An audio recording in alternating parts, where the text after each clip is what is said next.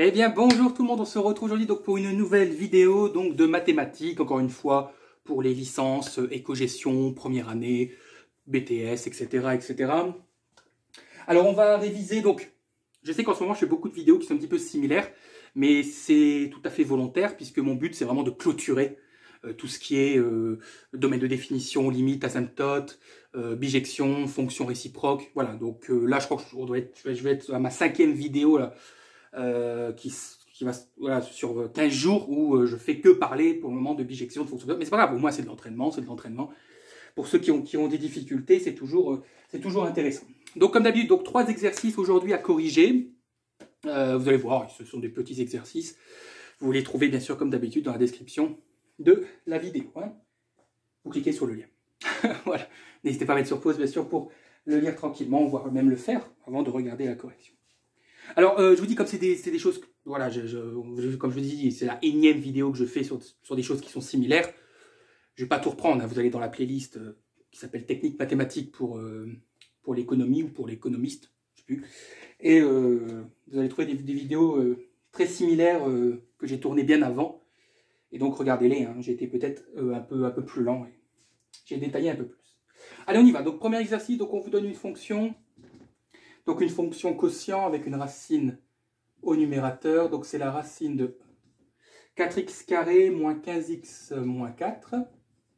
Et au dénominateur, on a x plus 1. Et donc la première chose qu'on vous demande, c'est de déterminer le domaine de définition de cette fonction. Alors, quand on cherche un domaine de définition, la question qu'on se pose, c'est qu'est-ce qui pose problème? Y a-t-il des problèmes? Y a-t-il des choses auxquelles il faut faire attention? Bah oui, déjà on a un dénominateur, donc là ça doit être le premier réflexe. On sait qu'un dénominateur ne peut pas être égal à 0. Donc on va, c'est ce qu'on appelle, je vais appeler ça donc les conditions de validité. Il y a peut-être des enseignants qui appellent ça autrement, hein. Peu importe. Conditions de validité. Alors la première condition, c'est que x plus 1 doit être différent de 0, donc ça veut dire que x doit être différent de moins 1. Ça c'est fait. Et puis le numérateur pose problème, pourquoi? Bah parce qu'on a une racine carrée. Et on sait que ce qui est à l'intérieur d'une racine carrée doit être supérieur ou égal à 0. Donc la deuxième condition, c'est que 4x carré moins 15x moins 4 doit être supérieur ou égal à 0. Et donc ça revient ici à étudier le signe d'un polynôme du second degré. Donc vous savez que pour résoudre une inéquation du second degré, programme de première, vous avez besoin du discriminant. Donc on y va. En gros, vous devez déterminer les racines du polynôme. Donc b carré, donc 15 au carré, ça fait 225, moins 4 fois 4 fois moins 4. Vous calculez tout ça et vous trouvez 289. Donc c'est strictement positif, donc il y a deux solutions.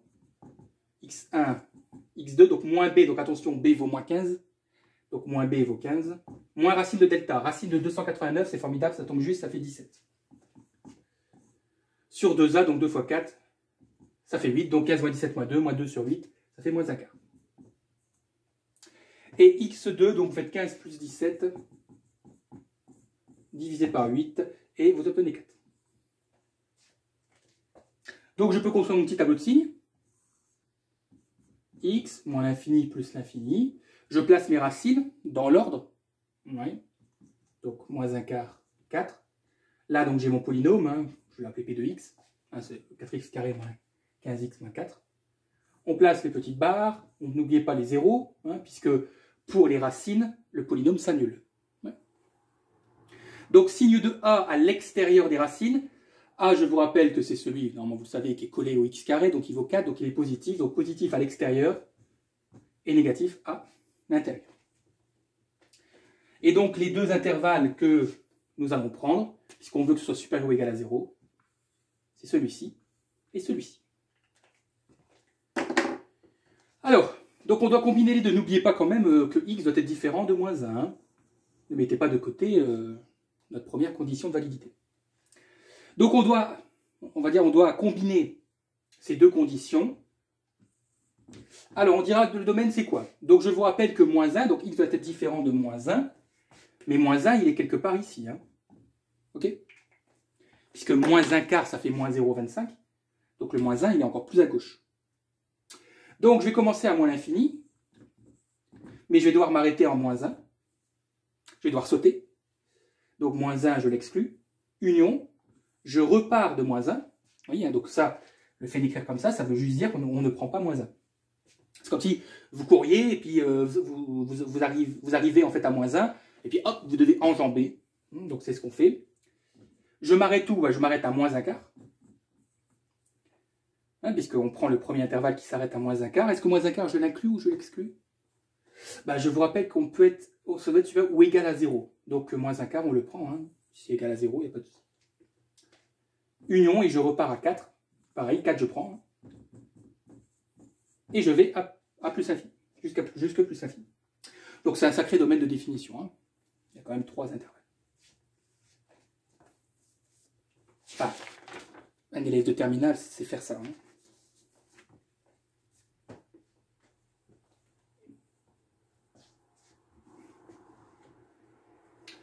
Bien, on vous demande de déterminer les limites aux bornes du domaine de définition. Alors, on a combien de limites? Donc, aux bornes du domaine, on a la limite en moins l'infini. On a la limite en moins 1, moins, hein, à gauche de moins 1, moins. Parce que comme moins 1 est exclu, on ne peut pas calculer son image. C'est-à-dire, on ne peut pas calculer f de moins 1. Donc, comme on ne peut pas calculer son image, on peut calculer sa limite. Hein, donc, moins 1, moins 1 plus. Okay, donc je vais noter, hein, moins 1 moins 1 plus. Moins 1 quart, pas besoin, puisque moins 1 quart est inclus. Donc je peux faire f de moins 1 quart, donc il n'y a pas de limite à calculer. 4, il n'y a pas de limite non plus. Et en plus l'infini. Donc j'ai 4 limites à déterminer.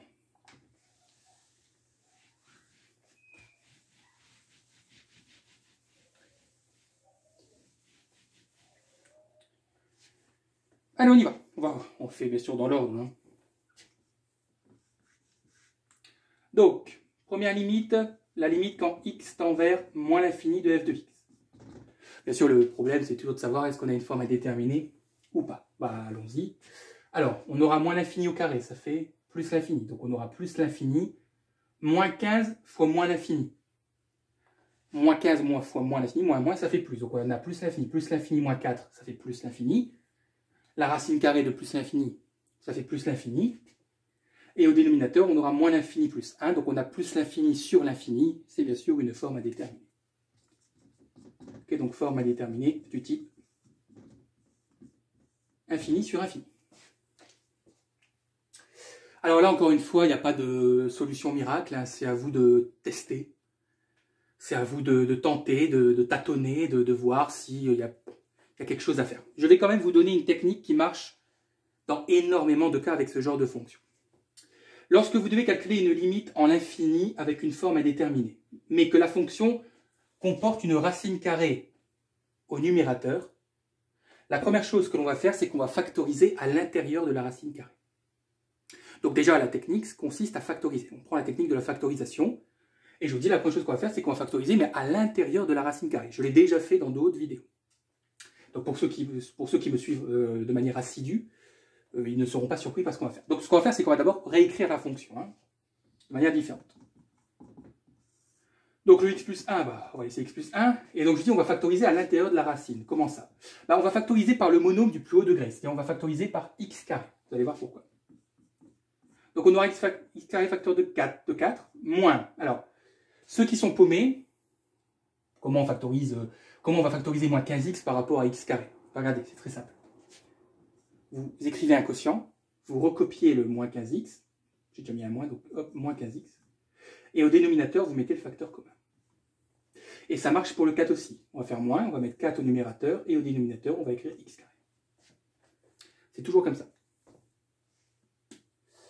Du coup, on peut simplifier, donc on aura racine de x carré facteur donc de 4, moins 15x sur x carré.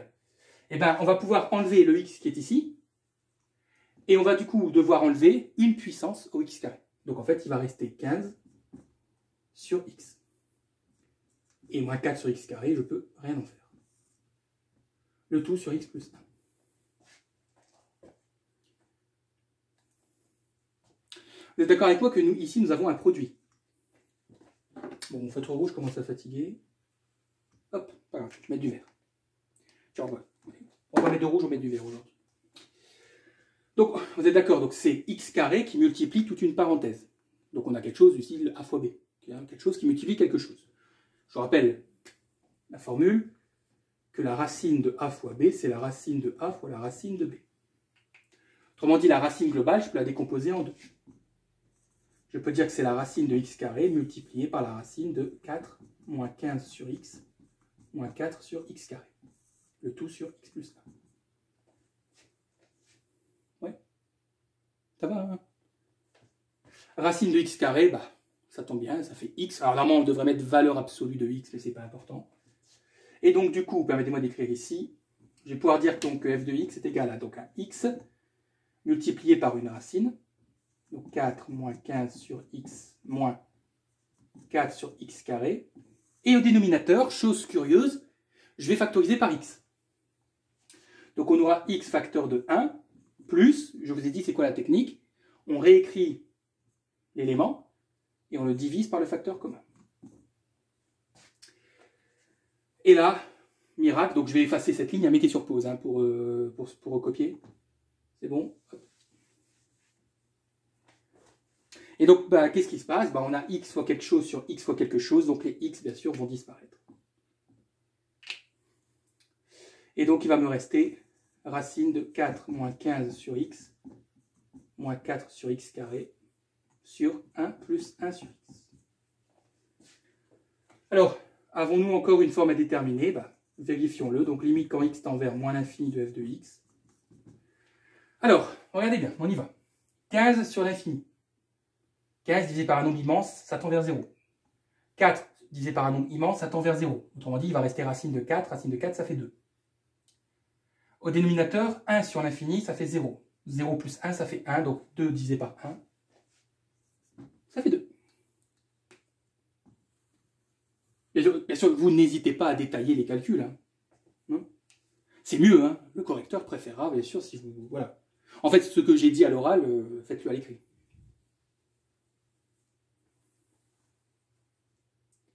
Est-ce qu'en plus l'infini, ça va être différent? La limite en plus l'infini. Donc je vais noter ici. Donc en moins l'infini, on a 2. Ok? Voilà. Est-ce qu'en plus l'infini, on aura quelque chose de différent? Bah non. On va se retrouver avec des zéros. Et donc on va se retrouver avec 2 divisé par 1. Et donc on aura 2 également en plus l'infini.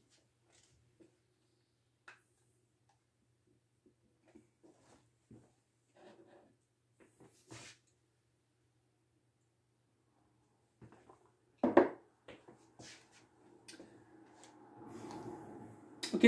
Bien, mettez sur pause. On passe au moins 1. Donc moins 1 moins, moins 1 plus.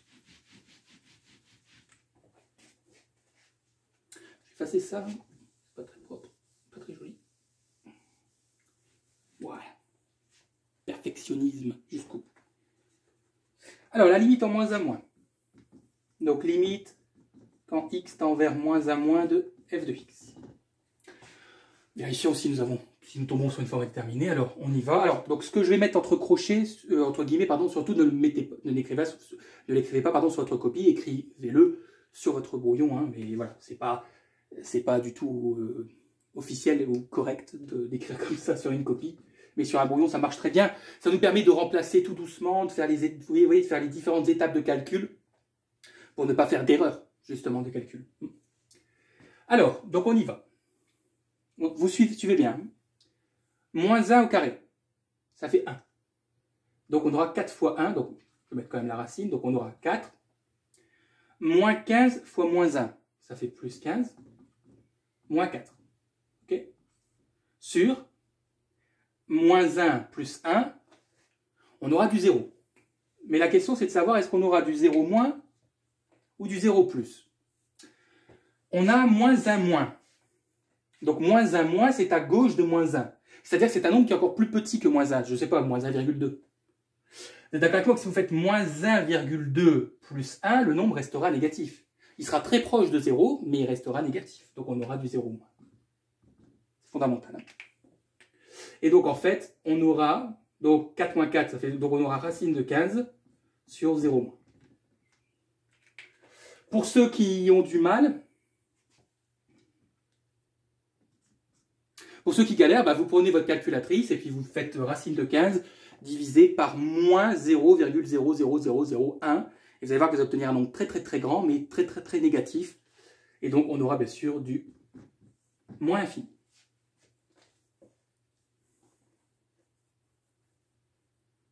Ok, moins l'infini. Et en moins 1 plus, on peut déjà peut-être s'en douter. Au numérateur, on aura la même chose, hein, on aura racine de 15, ça ne va pas changer, hein, le calcul est le même. Et au dénominateur, on aura du 0 plus. Ok, cette fois-ci. Et donc, du coup, bah, ça fera plus l'infini. Voilà. C'est tout ce qu'on vous demande. Ah oui, on peut se demander, tiens, est-ce qu'il y a des... Donc, alors, attendez. Je vais le mettre. Donc, en moins 1, on a moins l'infini. Et là, on a plus l'infini. C'est pas demandé, je pense, c'est pas demandé dans l'énoncé, mais on peut se demander est-ce qu'il y a des asymptotes. Alors oui. On a deux asymptotes horizontales, en moins l'infini et en plus l'infini, parce que je vous rappelle que quand la limite en l'infini tombe, on tombe sur un réel qui est fini, on a une asymptote horizontale. Donc là, on a deux asymptotes horizontales d'équation y égale le réel fini, c'est-à-dire en fait le résultat de la limite, hein, donc y égale 2.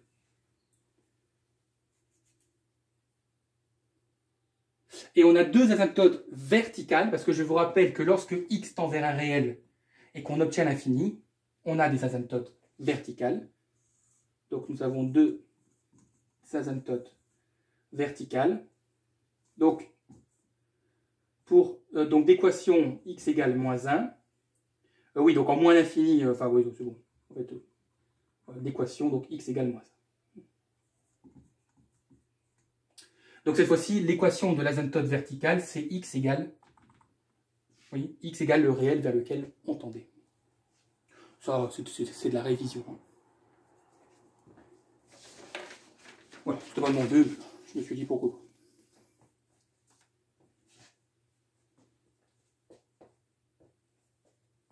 Bien. Allez, mettez sur pause, on va passer au deuxième exercice. Ah.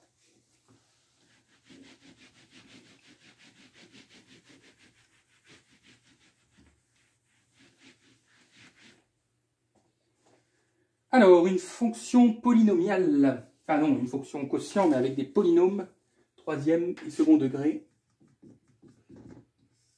Donc là, on va réviser un petit peu les polynômes surtout le polynôme du troisième degré. Donc 6x cube moins 11x carré moins 3x plus 2. Le tout sur x carré plus x moins 6. Ok. Première question, on demande le domaine de définition. Bon, le numérateur ne pose pas de problème, c'est un polynôme, donc c'est défini sur R tout entier. Et le dénominateur donc, doit être différent de 0. Donc nous n'avons qu'une seule condition de validité.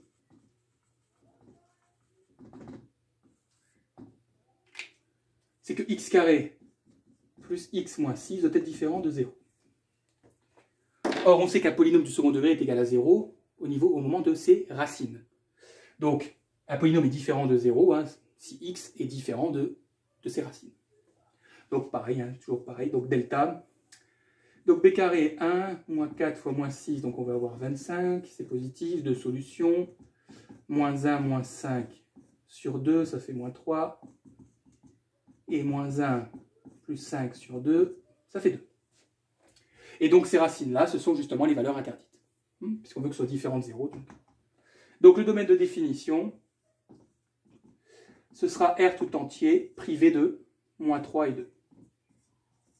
Mettez d'abord le plus petit hein, et après le plus grand. Au lieu du moins, vous pouvez mettre un slash inversé.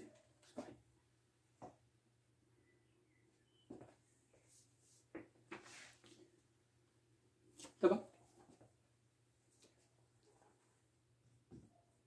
Alors, question 2, on pose une autre fonction, hein, qui est le numérateur de la fonction f, qu'on appelle q de x. Donc, c'est le numérateur. Hein. Hop. Premièrement, on vous demande de calculer q de 2. Bon. pense qu'il n'y a pas beaucoup de problème. Donc on aura 6 fois 2 au cube. Donc 6 fois 2 au cube, ça fait 8, très bien. Moins 11 fois 2 au carré, ça fait 4. Moins 3 fois 2 plus 2. Donc du coup, ça fait 48, moins 44, moins 6 plus 2. Donc ça fait 4 plus 2, 6, 6 moins 6, ça fait 0. Bah oui, c'est ce qu'on voulait. Pourquoi? Lorsque vous avez un polynôme du troisième degré, ok, écoutez bien, et que vous le remplacez par un réel, okay, donc ici c'est 2, et que le résultat est égal à 0, on dira que 2 est une racine évidente. Okay. Pourquoi? Parce qu'en fait, c'est une racine évidente, c'est un nombre qui est petit, qui est proche de 0, hein, et du coup, lorsqu'on le remplace, lorsqu'on calcule l'image de ce nombre par la fonction, on trouve 0, donc on appelle ça une racine évidente. Vous allez voir pourquoi c'est très utile, les racines évidentes. Alors justement, c'est la question B, on vous demande de déterminer les réels A, B et C, tels qu'on peut écrire Q de X.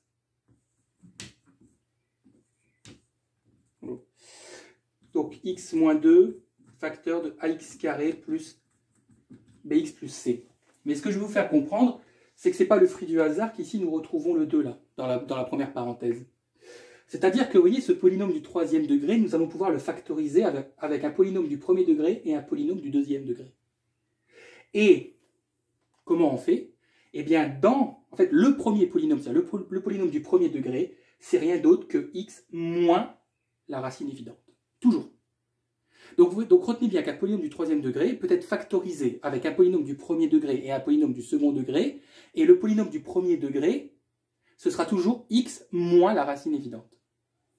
Et je veux dire à quoi ça sert? C'est utile lorsque, par exemple, vous allez devoir résoudre l'équation, le polynôme est égal à 0. Parce que si je vous demande de résoudre ce polynôme est égal à 0, c'est du troisième degré. Vous n'êtes pas censé savoir comment résoudre un polynôme du troisième degré, enfin, une équation avec un polynôme du troisième degré. Et bien en le factorisant avec un premier degré et un second degré, ça c'est faisable. Voilà l'utilité des racines évidentes. Entre autres. Bien. Alors, comment on va faire? Bon. Alors. Donc, attendez, je vais entourer des choses quand même, c'est important.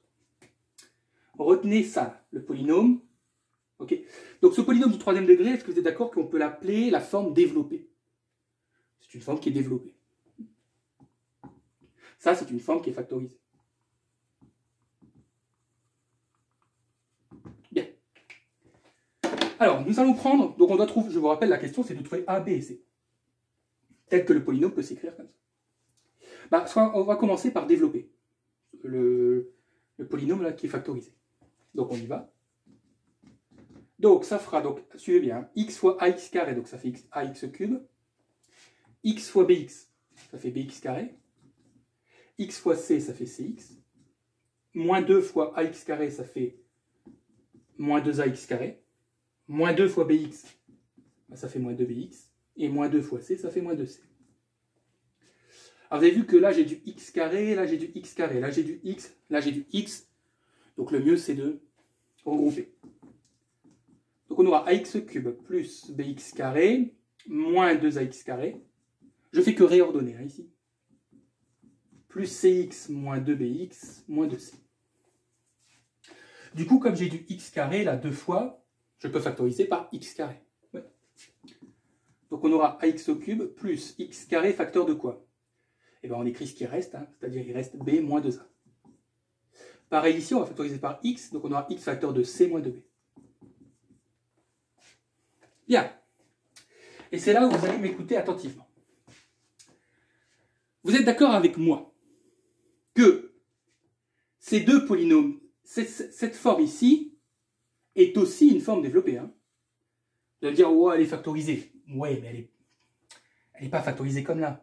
Là, elle est factorisée parce qu'en fait, si on connaissait la valeur de b et de a, on aurait un réel. Je sais pas, moi, ça vaudrait par exemple 2. Donc, c'est pas une forme factorisée. Vous comprenez, c'est juste parce que là, on travaille avec des lettres. On connaît pas encore leur valeur. Mais si on connaissait leur valeur, on remplacerait et on obtiendrait un réel. Donc, c'est une forme développée. Bien. Et donc, vous êtes d'accord avec moi, c'est là où on arrive, c'est que ces deux formes développées ici, là, ce sont les mêmes, c'est la même fonction, c'est Q de x. Celle-ci et celle-ci, c'est Q de x. Donc ces deux formes développées, elles doivent être les mêmes. Elles doivent être égales. Mais alors, qu'est-ce qu'il faut pour qu'elles soient égales? Eh bien, c'est là où les valeurs de A, B et C vont entrer en jeu. Pourquoi? Parce que si vous voulez que ax cube soit égal à 6x cube, eh bien, il faut que petit a soit égal à 6. Si a est égal à 6, on a bien 6x cube dans les deux. Si vous voulez que moins 11x carré soit égal à x carré facteur de b moins 2a, eh bien, vous n'avez pas d'autre choix que b moins 2a doit être égal à moins 11. Vous voyez, si b moins 2a est égal à moins 11, on aura dans les deux cas moins 11x carré. Donc, si vous voulez que moins 3x soit égal à x facteur de c moins de b, bah, vous n'avez pas d'autre choix que c moins de b doit être égal à moins 3. Et si vous voulez que 2 soit égal à moins 2c, eh bien, il faut que moins 2c soit égal à 2. Et là, vous avez un petit système à résoudre et vous trouvez les valeurs de A, B, C. Alors, je vais le faire ici. Bon, c'est un petit peu le bordel, hein, mais bon, vous suivez. Donc, on sait déjà que A est égal à 6, donc ça, on s'en fout. On peut trouver C très facilement. Donc, ça fera 2 divisé par moins 2, ça fait moins 1. Et du coup, là, vous prenez la deuxième ou la troisième pour trouver B. On va prendre la deuxième. Donc, moins 2A, ça fait moins 2 fois 6, donc ça fait moins 12. Je passe de l'autre côté, ça fait plus 12. Moins 11 plus 12, ça fait 1. Et voilà. Et donc, quoi, et voilà, et ben voilà. Et ben donc, ma forme factorisée, je pourrais l'écrire. Allez, s'il te plaît. Non. Je peux pas. Ma forme factorisée, je vais pouvoir l'écrire x moins 2, facteur de a, donc 6x carré, plus bx, pardon, plus 1x, ça fait x, plus c, moins 1. Voilà la forme factorisée de q de x. Ces deux fonctions sont aussi les mêmes, sauf que là on a la forme développée, là on a la forme factorisée.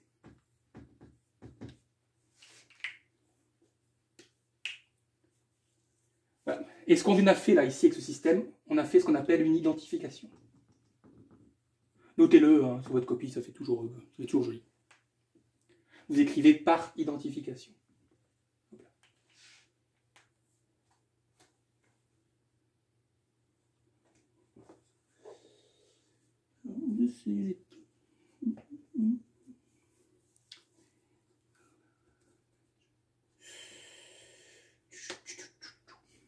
Bien, mettez sur pause s'il vous plaît.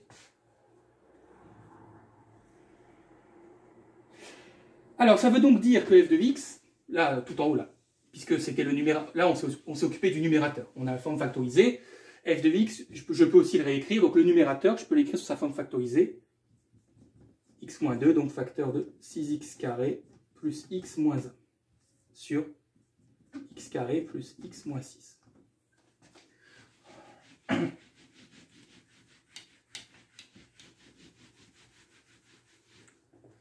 Ouais, ça va.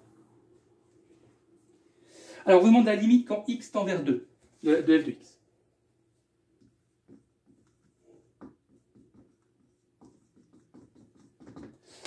Bien, bah vérifions pardon, si on a une forme à déterminer. Donc, là, on aura 2 moins 2, ça fait 0. Donc, le numérateur va valoir 0. Pourquoi j'ai été mettre mon feutre dans ma poche? Donc, ne n'écrivez pas ça sur votre copie, vous le savez. Donc, au numérateur, on aura 0 et au dénominateur, on aura donc 4, 4 plus 2, 6, 6, 6 moins 6, 0. Donc, sans hésiter, nous avons bien une forme à déterminer ici. Alors, comment on va lever la détermination? Bon, n'utilisez pas le théorème du monôme de plus haut degré, hein, parce que ça c'est vrai que uniquement si x tend vers plus ou moins l'infini. Bah, on a factorisé le numérateur. Est-ce que vous ne pensez pas qu'on pourrait factoriser le dénominateur? Bah si, c'est un polynôme du second degré, et vous connaissez normalement vos formules. Je vous rappelle qu'à la première question, lorsqu'on avait cherché le domaine de définition, on avait dit que ce polynôme avait deux racines. Moins 3 et 2. Or, comment on factorise un polynôme du second degré lorsque le delta, le discriminant, est positif? Donc, je réécris la fonction. Hein. Donc, on va avoir x moins 2, donc facteur de 6x carré plus x moins 1 sur quoi? Donc, comment on factorise donc un polynôme du second degré dont le discriminant est strictement positif et donc il contient deux racines? Eh bien, c'est, je vous rappelle la formule, c'est a facteur de x moins x1 facteur de x moins x2. Donc a vaut 1, donc je ne le mets pas. Donc ça sera x moins x1. Alors attention, hein, moins x1, donc moins 3, ça fait x plus 3, facteur de x moins 2. Voilà comment on factorise un polynôme du second degré. Oh, tiens. On a x moins 2 en haut, x moins 2 en bas. Hop. X moins 2 se simplifie. Donc au numérateur, ici, on a 6x carré plus x moins 1. Et au dénominateur, il reste x plus 3. Question, avons-nous encore une forme à déterminer? Ben, vérifions-le. Donc limite quand x tend vers 2 de f de x. Alors on va remplacer, donc 2 au carré, ça fait 4. 6 fois 4, 24. 24 plus 2, 26. 26 moins 1, 25. Sur 3, 4, 5. Et donc ça fait 5. Voilà la limite. Est-ce qu'on a une asymptote? Non. Parce que x tend vers un réel, et on obtient un réel, il n'y a pas d'asymptote.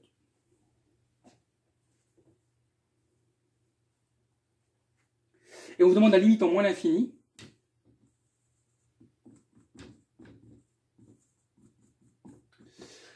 Alors, on voit tout de suite qu'on va avoir une forme à déterminer. Allez, on va avoir ici donc moins l'infini,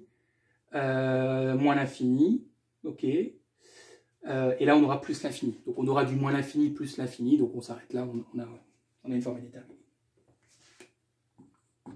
Mais alors là, il n'y a aucune hésitation. Nous avons un polynôme au numérateur, un polynôme au dénominateur. Nous utilisons le théorème du monôme de plus haut degré.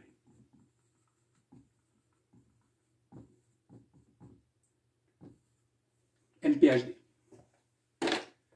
Théorème du monôme de plus haut degré. Qui nous dit quoi? Qui nous dit que la limite de f de x, en fait, au numérateur, vous conservez le monôme de plus haut degré. Donc, on va conserver uniquement 6x3. Attention, hein, vous prenez la constante avec, hein, vous prenez le 6. Et au dénominateur, on va conserver le monôme de plus haut degré, c'est x carré. Du coup, ça fera la limite quand x tend vers moins l'infini. Les x vont se simplifier. Donc, ici, on va enlever le x carré. Et au numérateur, on va enlever donc 2 puissances. Donc, il va rester 6x. Et 6 fois moins l'infini, ça fait moins l'infini. Pareil, pas d'asymptote. Puisque x tend vers moins l'infini, on obtient l'infini. Pas d'asymptote. Ça va?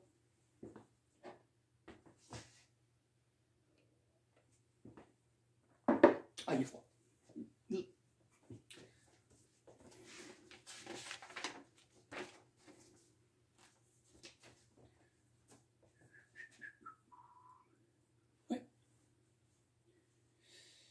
N'hésitez pas, hein, si parfois vous avez des doutes ou des questionnements, des interrogations, n'hésitez pas à écrire un petit commentaire. Même si je dois faire une petite vidéo de 5 minutes juste pour réexpliquer un point, il n'y a pas de souci. Hein. Allez, on passe à l'exercice 3. Et à vous m'envoyer un mail. Sauf que vous avez toutes mes coordonnées en description. Bien, alors exercice 3. Donc on vous donne une fonction polynomiale du second degré, x carré moins 2x plus 3, il n'y a rien de plus simple. Alors première question. On vous dit donc soit A et B, des réels strictement supérieurs à 1, tels que A est plus petit et strictement inférieur à B. Et on vous demande de calculer f de B moins f de A. Bon. Écoutez, pour que f de B moins f de A, il suffit de remplacer x par B et x par A, ok, et de les soustraire. Donc on aura simplement B carré moins 2B plus 3, moins, attention à la parenthèse s'il vous plaît, A carré moins 2A plus 3. Alors, on va simplifier, donc B carré moins 2B plus 3, donc là je distribue le moins, donc moins A carré plus 2A moins 3, les 3 disparaissent, 3 moins 3. On va regrouper les carrés ensemble, donc B carré moins A carré, B carré moins A carré, et on va regrouper ce qui reste, donc moins 2B plus 2A. Ah oui, B carré moins A carré, je pense que vous l'avez reconnu, identité remarquable, donc je peux dire B moins A facteur de B plus A. Et là, je peux factoriser par 2, donc je peux écrire plus 2, ou moins 2, hein, même si vous voulez, peu importe. Je crois que, attendez, on va écrire moins 2 parce que du coup, on aura b-, ouais. Je vais écrire -2. Je vais factoriser par -2 plutôt que par +2. Pourquoi? Parce que si je factorise donc par -2, il va me rester quoi? Il va me rester b. Et ici, attention, il va rester -a. Parce que regardez, si je développe, ça fait -2 fois b, ça fait bien -2b. -2 fois -a, ça fait bien plus de a. Bon. Pourquoi je vais factoriser? Parce que regardez, du coup, j'ai encore un autre facteur commun, c'est b-a. Ici. Donc je peux factoriser par b-a. Donc on aura b-a, facteur de b plus a moins 2. Voilà, et là je ne peux pas aller plus loin. Alors, on vous demande à partir donc de ça, d'en déduire le sens de variation de la fonction f. Là, certains vont être paumés en disant comment à partir de f de b moins f de a, je peux en déduire le sens de variation de la fonction f. Donc ça, non, c'est le programme de seconde. Je vais vous rappeler avec un petit graphique. Vous allez voir, ça va ressurgir dans la mémoire. On sait que a est plus petit que b. Donc on va placer a là et b ici, par exemple. On va supposer, on ne sait pas, on va supposer que la fonction est croissante. Voilà. Vous êtes d'accord que chaque abscisse a une image. Hop, donc ici, en fait, sur l'axe ordonné, on a f de a. Et ici, on a f de b. Bien. Autrement dit, ça veut dire quoi? Suivez bien. Si la fonction est croissante et que a est plus petit que b, ça veut dire aussi que f de a est plus petit que f de b. Ce qui revient aussi à dire que f de b est plus grand que f de a.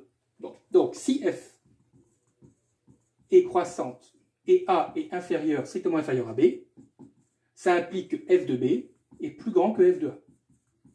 Mais dire ça, ça équivaut à dire que f de b moins f de a est strictement positif.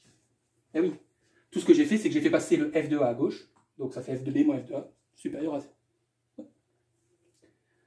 Le corollaire est vrai, hein, forcément, si f est décroissante, ça implique que f de b moins f de a strictement négatif. Donc f croissante, ça implique f de b moins f de a, hop, f décroissant. Voilà. Et je pense que vous voyez où je veux en venir. Et oui, pour savoir si la fonction est croissante ou décroissante, il suffit tout simplement d'étudier le signe de f de b moins f de a. Autrement dit, le signe de ça. Si ça c'est positif, eh ben on dira que la fonction est croissante. Si ça c'est négatif, on dira que la fonction est décroissante. Point barre. Alors on y va. b moins a. Bah, b est plus grand que a, donc b moins a est forcément positif. b plus a. On sait que a et b sont strictement plus grands que 1. Donc a plus b sera strictement plus grand que 2. 1 plus 1. Donc du coup, oui, a plus b ou b plus a, on s'en fout. Donc du coup, b plus a moins 2, donc a plus b moins 2 sera strictement positif. Ouais, j'ai fait passer le 2 de l'autre côté. Et donc en fait, donc, on a ici du positif. Donc le premier facteur est positif, le deuxième est strictement positif, donc positif fois positif. Évidemment, le tout est positif, donc f de b moins f de a est bien strictement positif. Donc f est strictement croissante. Voilà. Normalement, ça vous rappelle du programme de seconde. Sauf qu'en seconde, vous travaillez avec des fonctions plus faciles.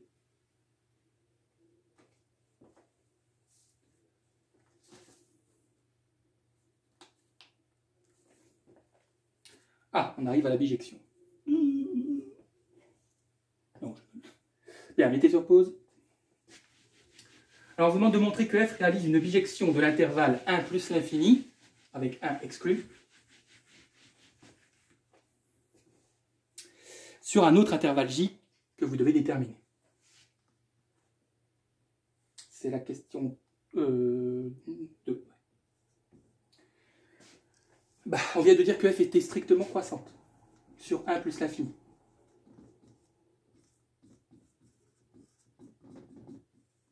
Par conséquent, f réalise une bijection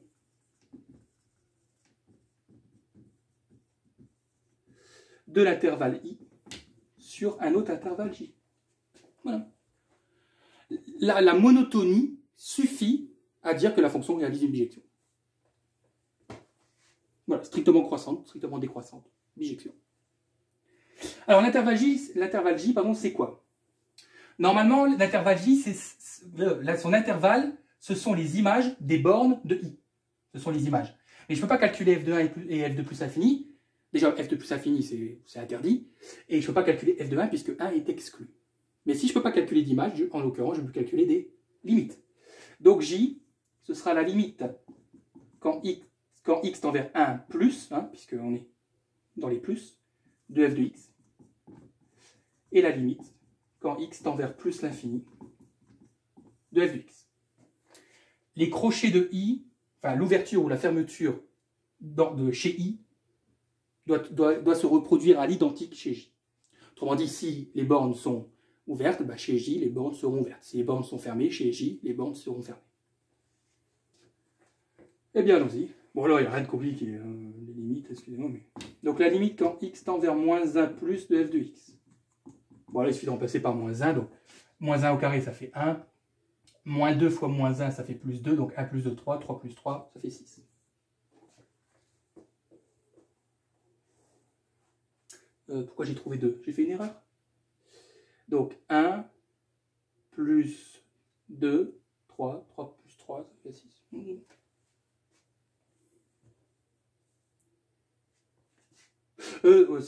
Pardon, c'est pas moins 1, c'est 1. Oh là là là là, excusez-moi, c'est pour ça que j'ai pas trouvé.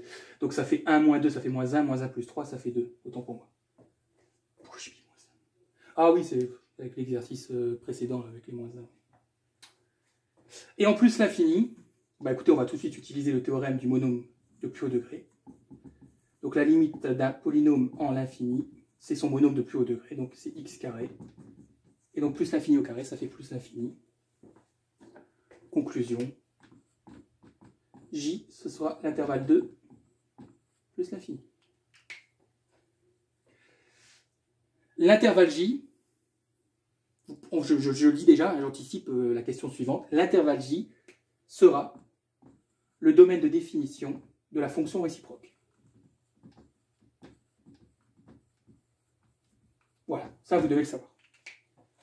Et donc quand une fonction réalise une bijection d'un intervalle sur un autre intervalle, cet autre intervalle est le domaine de définition de ce qu'on appelle la fonction réciproque.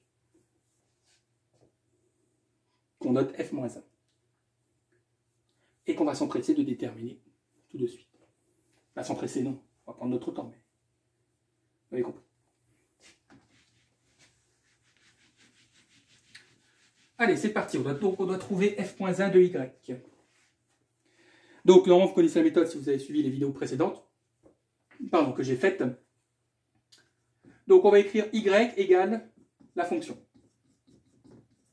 Là, vous êtes d'accord avec moi que c'est y qui est une fonction de x. Oui. Eh bien, nous, notre objectif, ça va être d'exprimer x comme une fonction de y. Alors, on va faire passer le y de l'autre à droite. Donc, on aura x carré moins 2x plus 3 moins y égale 0. Eh bien, ça peut vous paraître surprenant. Mais ça, c'est une équation du second degré. Comment ça? Ça, c'est une équation du second degré. Ah, mais il y a y. Oui. Eh bien, y, vous allez le considérer comme une constante. Dans votre tête, y devient une constante, c'est-à-dire qu'il est en fait avec le 3. Ok? Ils sont ensemble.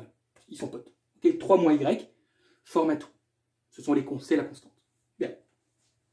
Donc ça veut dire que dans mon équation du second degré, vous savez, a, b, c, hein, b carré moins 4ac, petit a, il vaudra 1, pas de problème, b vaudra moins 2, et petit c, eh bien, vaudra 3 moins y, c'est-à-dire la constante.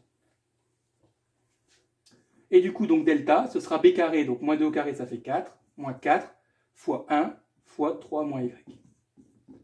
Ça fera donc 4 moins 12, plus 4y. Ça fera 4y, 4 moins 12, moins 8.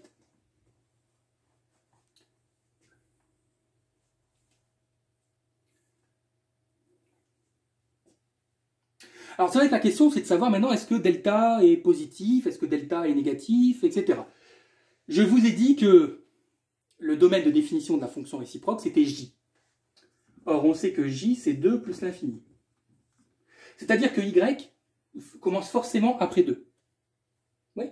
Donc, si vous faites 4 fois quelque chose qui est plus grand que 2, ce sera forcément plus grand que 8. Et donc, quelque chose qui est plus grand que 8 moins 8 sera toujours strictement positif. Voilà. Ah oui, attention à la subtilité ici. Hein. Cela, forcément, vous allez vous dire, bah, on ne sait pas si c'est positif. Bah si, on le sait grâce à l'intervalle de y, l'intervalle j. Donc, deux solutions, x1, donc moins b, donc ça fait 2, moins racine de 4y moins 8, sur 2a, donc sur 2. Vous pouvez laisser comme ça. Vous pouvez laisser comme ça. Ça se simplifie aussi. Parce qu'en fait, je peux factoriser par 4 à l'intérieur de la racine, mais on va laisser comme ça. On ne va pas trop chercher à s'embrouiller. Donc là, 2 plus racine de 4y moins 8 sur 2. Là, on a nos fonctions réciproques. La question, c'est... Ben, il faut choisir entre les deux. Il n'y a qu'une fonction réciproque. Ben, c'est pareil, regardez bien. Vous savez que l'intervalle ici de x, c'est 1 plus l'infini. Hein. Ouais, bon. Prenons une valeur qui appartient à j.